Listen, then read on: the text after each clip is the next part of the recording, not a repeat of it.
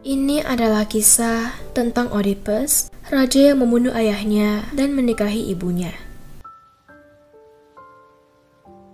Menurut mitologi Yunani, Oedipus adalah putra dari Raja Laius dan Ratu Jocasta. Diceritakan bahwa suatu hari, Laius pergi mengunjungi Pelops, seorang raja dari Pisa. Ketika itu, Pelops memiliki seorang anak yang bernama Chrysippus. Chrysippus adalah seorang pemuda yang sangat tampan, sehingga Laius pun jatuh cinta padanya. Laius mengajak Chrysippus berlatih mengendarai kereta perang, lalu menculiknya. Laius kemudian memperkosa Chrysippus. Malu karena telah diperkosa, Chrysippus pun akhirnya bunuh diri dengan pedangnya sendiri. Pelops yang sangat marah atas perbuatan Laius, kemudian mengutuk Laius dan keturunannya. Sebuah ramalan dari Orakel Delphi lalu mengingatkan Laius untuk tidak memiliki anak, karena sang anak nantinya akan membunuh ayahnya dan menikahi ibunya sendiri. Tetapi saat itu, sang Raja Laius sedang dalam pengaruh anggur yang memabukkan. Ia mengabaikan ramalan tersebut dan tetap menyetubuhi istrinya. Jocasta pun hamil dan melahirkan seorang putra. Setelah itu, barulah sang raja mengingat tentang ramalan tersebut. Laius kemudian mengikat kaki putranya dan menyuruh seorang pelayan untuk menenggelamkan bayi itu di sebuah sungai. Tetapi pelayan itu tidak tega. Ia kemudian meninggalkan bayi tersebut di lereng sebuah gunung.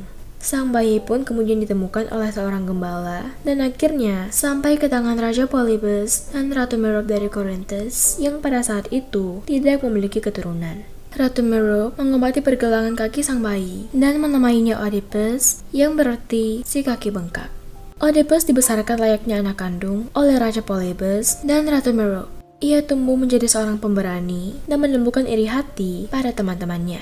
Karena iri hati, teman-temannya tersebut lalu berkata pada Oedipus bahwa ia sebenarnya bukanlah anak kandung Raja Polybus. Oedipus pun menanyakan tentang kebenaran dari cerita itu kepada orang tuanya. Namun ia tidak menemukan jawabannya. Oedipus lalu melakukan perjalanan untuk menemui Orakel Delphi agar ia dapat mengetahui siapa orang tua kandungnya yang sebenarnya. Setelah bertemu, sang orakel tidak memberitahu Oedipus apakah Raja dan Ratu Corinthus adalah orang tuanya atau bukan. Ia hanya menasihati Oedipus untuk tidak kembali ke tanah asalnya, karena Oedipus ditakdirkan untuk membunuh ayahnya dan menikahi ibunya. Mendengar ramalan tersebut, Oedipus pun memutuskan untuk tidak kembali ke Corinthus. Ia lalu melakukan perjalanan menuju Thebes. Dalam perjalanannya tersebut, Oedipus berpapasan dengan Raja Laius. Pengawal Raja Laius, Polyphantes, lalu menyuruh Oedipus untuk memberi jalan kepada sang raja, tetapi Oedipus menolak. Sang pengawal yang marah kemudian membunuh kuda Oedipus. Oedipus pun lalu membunuh pengawal tersebut. Ia kemudian menyeret Raja Laius dari keretanya dan membunuhnya. Dan sesuai dengan ramalan, Oedipus akhirnya membunuh ayahnya sendiri. Untuk sementara, Creon, kakak dari Jocasta, memegang tahta Thebes. Saat itu, Thebes diresahkan oleh kehadiran makhluk Sphinx. Makhluk berkepala perempuan, bertubuh singa dan bersayap itu bertengger di Gunung Phycium dan membunuh setiap warga Thebes yang tidak bisa menebak teka-tekinya. Ia juga mengancam tidak akan meninggalkan negara tersebut sebelum ada yang mampu memecahkan teka-tekinya itu. Creon pun mengumumkan sayembara bahwa siapa yang mampu memecahkan teka-teki Sphinx akan diberikan tahta Thebes dan dinikahkan dengan janda dari Raja Laius, Jocasta. Mendengar sayembara tersebut, Oedipus pun datang ke Thebes. Pemuda gagah berani dan cerdas itu menemui Sphinx dan menjawab teka-tekinya. Karena teka-tekinya terjawab, Sphinx lalu melempar dirinya sendiri dari tebing hingga tewas. Oedipus lalu diangkat menjadi Raja Thebes dan menikahi Jocasta. Lagi-lagi, ramalan Orakel Delphi kembali terpenuhi bahwa Oedipus akan menikahi ibunya sendiri. Dari hubungan Oedipus dengan ibunya tersebut, ia mendapatkan 4 orang anak, yaitu Polynices, Eteocles, Ismene, dan Antigone. Oedipus memerintah dengan adil dan bijaksana. Thebes makmur di bawah kepemimpinannya.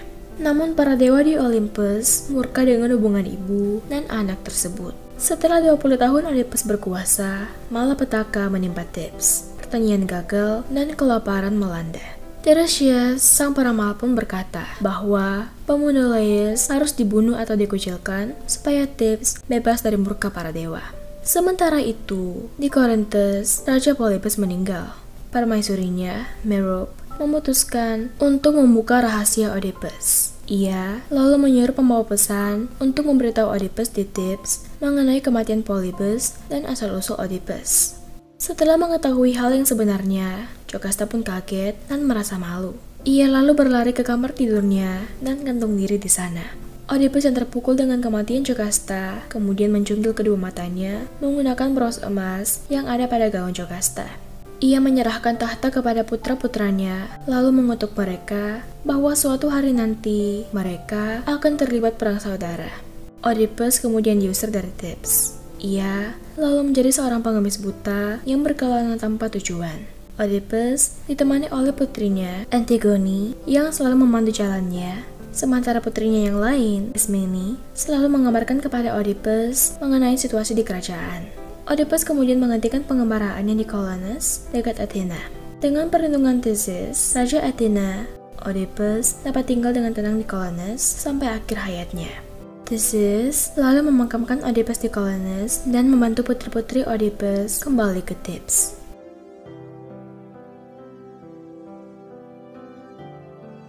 Sekian cerita saya kali ini, jangan lupa subscribe untuk cerita-cerita menarik berikutnya. Terima kasih.